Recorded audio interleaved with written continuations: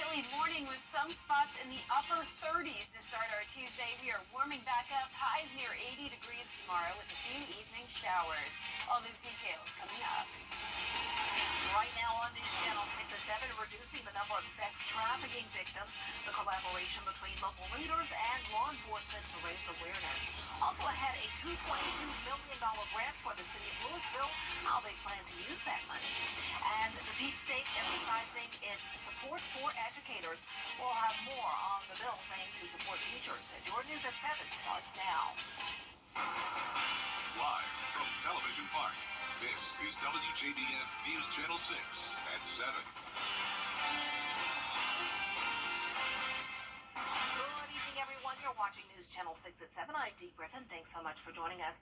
We have breaking news into the News Channel 6 newsroom. A shooting investigation is underway in Aiken. It happened in the parking lot of Hitchcock Animal Hospital. A victim was found with non-life-threatening injuries. The animal hospital released a statement saying that there was an incident in the parking lot this afternoon and all staff is safe and okay. Public Safety has released this photo of a vehicle of interest. Now take a close look at your screen. If you have any information about this case, you are asked to contact law enforcement immediately. Coverage you can count on continues as human trafficking has increased throughout the country, primarily involving children. Local leaders, law enforcement, and college staff are taking action at AU through their AU Engage series. Here's Bria Smith with more. Somebody followed my sister and me the entire time we walked around the mall. It's a mall. Like, my sister was 4 years old. And that was just like before social media was big. It's a topic that lurks in the shadows, human trafficking. Experts say it needs to be talked about more. It's not easy to talk about, especially with human sex trafficking, where we're talking about children possibly who are victims of coercion and force and deception, and it's so hard for them to, take a stance and get out because they're essentially voiceless at that point. Those experts say 100 children every day are trafficked across the country, and they say paying attention could save lives. Awareness is the key to any prevention. So one of the most important things that we need to do is bring awareness and bring education to the issues we're seeing in our community, specifically Richmond County, related to child sex trafficking. Authorities say it happens in Richmond County more than any other county in Georgia. Anyone could be trafficked, anyone could be a trafficker. So that's why this is so important. People understand that you're not looking for some guy in a white panel van. You're looking for a family member, which is most traffickers are family or friends. Child Enrichment Executive Director Carrie Viola Brooke says getting justice for those victims starts within the community. And we're seeing in Richmond County specifically a lot of issues with kids being trafficked that are involved in gangs. So it starts with our schools and it starts with our parents of having a pulse on those kids of what they're doing and making sure that they're not getting involved in things that are unsafe. Time now for a first check of our weather, and meteorologist Jenna Petracci joins us now. And Jenna, can we have some more of today, please? We are going to, Dee. I have great news with the forecast this week. It's really pretty quiet in the weather department all this week. Not much going on. It was very chilly this morning. If you were out and about, I'm sure you felt that cold, late April air. We were in the upper 30s in some spots. Our Terry Lambert Hyundai Skyview cam looking beautiful, though, as we look over at Doctor's Hospital. This morning, our low at Augusta Bush Field was 39 degrees. That is our first time in the 30s in quite some time. Our high was 74, though, so big difference there between the low and the high. With all the sunshine we had, we were able to warm up nicely. It is 6 degrees warmer now in Augusta compared to yesterday, 10 degrees warmer in Lincolnton, 8-degree rise in temperatures over in Aiken. That puts us in the 70s across the board, 71 in Augusta, 72 in Barnwell and Allendale, 73 in Thompson, 75 in Millen. Wrightsville, you're also at 73 and 74 in Waynesboro. The winds are coming in from the southwest, bringing in the warmer temperatures from the Gulf of Mexico. 7-mile-per-hour winds in Augusta, 10 in Aiken, 11 in Edgefield, and 11 over in Crawfordville. Satellite and radar showing high pressure overhead. Not much going on across our region. We have a cold front to our west, and it's dry for parts of the south, but up towards the Midwest, there is a decent amount of rain and some heavy rain and storms along this front. Now, this will pass us tomorrow, but as you saw, there's really not much rain in our direction, so just a few showers possible tomorrow evening, but for the most part, a dry day, especially in the morning. We'll actually have lots of sunshine. Another chilly start as well in the upper 40s, but we'll warm up to around 80 degrees tomorrow afternoon, and that's just the beginning of a lot of warm temperatures ahead. So I'll have all the details on that coming up shortly, but back to you, Dee. All right, thanks so much. We'll see you in a few minutes. The city of Aiken is taking steps to build a new water treatment plant at more than 60. Reporting at the Georgia State Capitol, Archit Seshadri, Atlanta Bureau Chief. Coming up, concerns about the world's strongest man competition. Why one man is against it when your News at 7 continues. Hey there, Georgia. I'm John Crow with your Channel 6.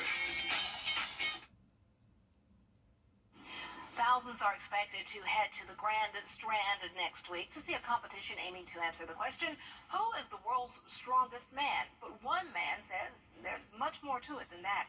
Hannah Huffstigler has more on the conversation. I spoke with the founder of Protect Our Youth from Steroids about the competition and the changes he'd like to see. Founder of Poise, Al Thompson, says a lot of the men are going about it the wrong way. Poise is an organization that aims to educate high schoolers on the effects of steroids. I consider the world's strongest man a threat to the health and welfare of the youth of America. Thompson explains how it is a threat to the youth and what side effects these steroids have. The computer tells me that has dramatic impact on your heart. When Mike Jenkins passed away in 2014, the coroner autopsied him. His heart was 2.5 times the size of a normal human's. He was certified on his death certificate that he died of steroid poisoning.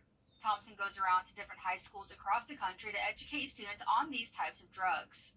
He explains some of the feedback he has received from students. They may have a father she's 16 years old, her father's in her 40s, and he's watching the world's strongest man getting influenced for the Arnold, and he's now abusing himself because he doesn't want to let go. Or they have a brother, or they have a boyfriend.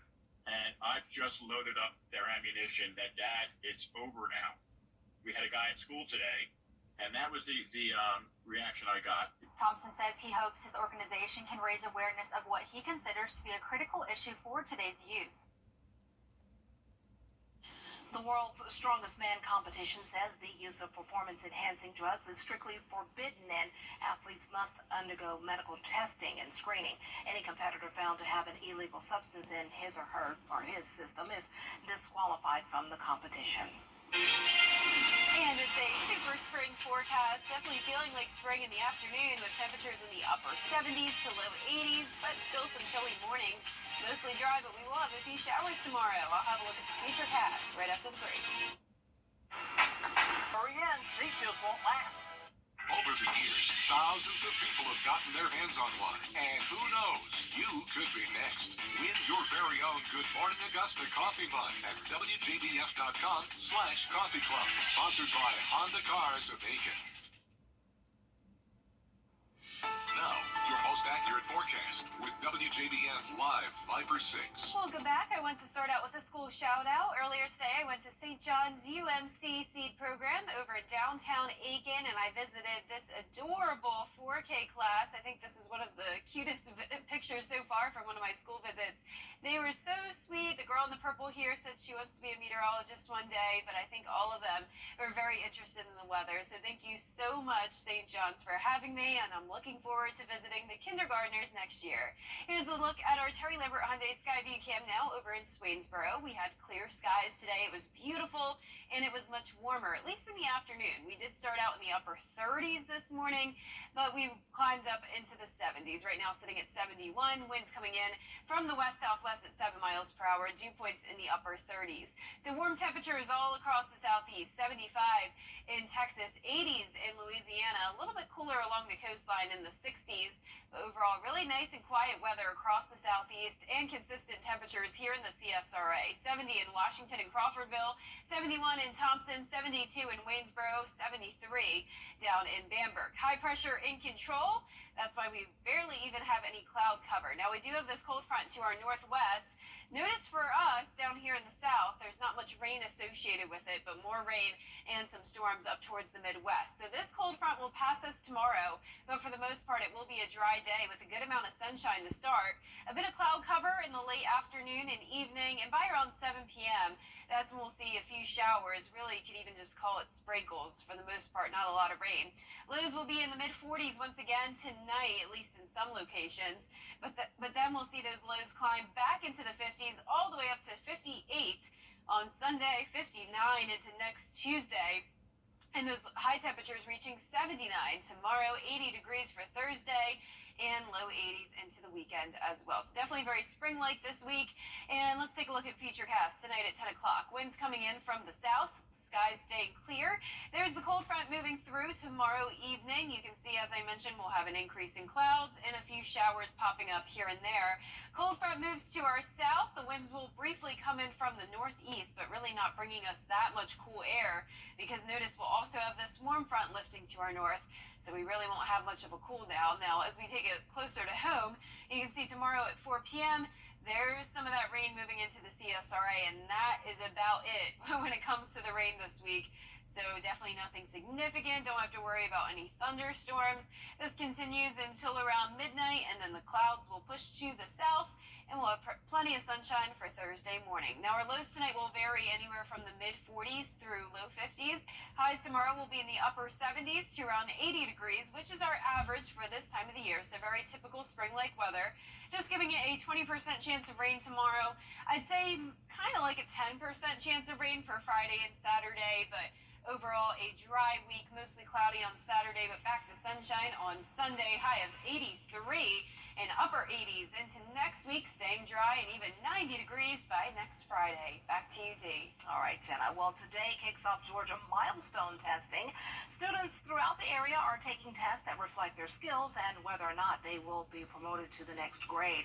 Members of Alpha Kappa Alpha Sorority Incorporated's Zeta Xi Omega chapter are doing their part to help students succeed. They answered the call for donations that will help students at Hornsby Middle School.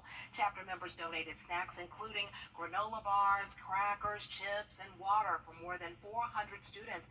This is another way Alpha Kappa Alpha Sorority Incorporated Zeta Xi Omega chapter members are uplifting our local community. And good luck to all of the students who are taking those Georgia milestone tests. You can do it, everybody. Focus and get to bed early tonight.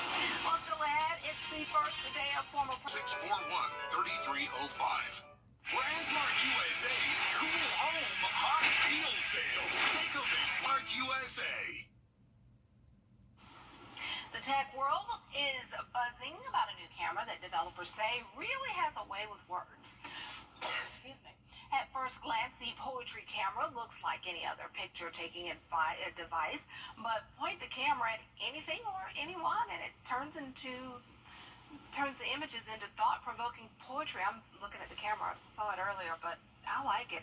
The device snaps pictures, then uses AI models to interpret what it sees using visual elements such as colors, patterns, and emotional cues. That's really cute. There's a lot to process there. Yeah, it is. It's a lot to process. Yeah, That's sort of it's just very point it unique. at you and it can just print off all kinds of stuff about you. Yeah. What if it sees something bad? This is a bad person. Oh my gosh. Yeah, what happens when you point it at a person? Right. That'd be interesting. Right. Our 10-day forecast looks beautiful this week. Mostly dry, lots of sunshine. Temperatures are warming up. Chilly again tomorrow morning, but 79 in the afternoon.